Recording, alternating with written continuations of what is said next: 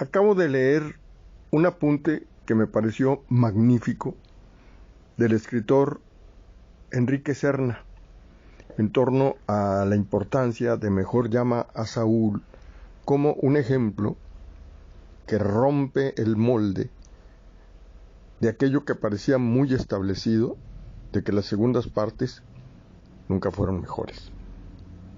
Y obviamente pues se refiere a las relaciones entre Mejor llama a Saúl y Breaking Bad. Pues es muy interesante esta observación y a mí me gustaría completarla en este sentido.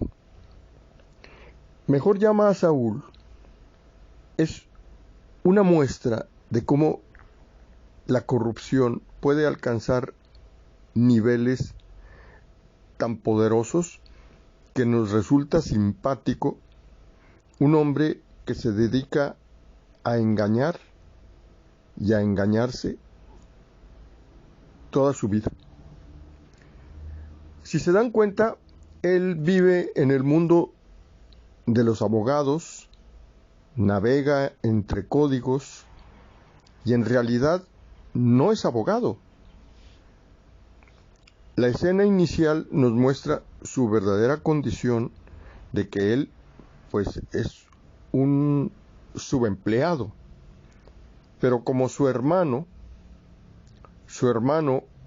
sí logró ser abogado y es un abogado brillante, aunque afectado por una especie de esquizofrenia, pues él decide ser abogado y lo logra pues a través de falsificaciones. Entonces, él es un falso abogado que desarrolla una exitosa carrera de abogado. O sea, es un pícaro en el sentido del siglo de oro, pero también es un pícaro en el sentido de la política en América Latina. Muchos de nuestros políticos profesionales son como Saúl. O sea, son farsantes que el día menos pensado amanecen regidores, diputados o senadores. Pero en el fondo, su pensamiento sigue siendo el de un taquero, y les voy a contar un caso particular para que vean a qué me refiero. Yo he conocido a un hombre que se dedicaba a arreglar lavadoras. Para eso estaba capacitado, para arreglar lavadoras. Pero de pronto ya estaba en el medio periodístico, haciendo lo que podía. Y unos días más tarde ya estaba en el Congreso. Y hizo su vida como un profesional del ámbito legislativo y su formación consistía en arreglar lavadoras. O sea, era como Saúl.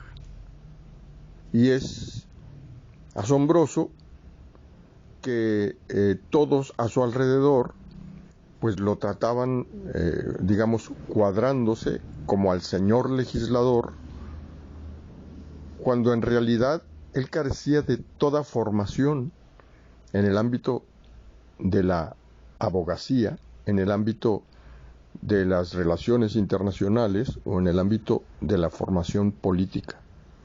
Él no tenía ninguna formación profesional, era un mecánico de lavadoras.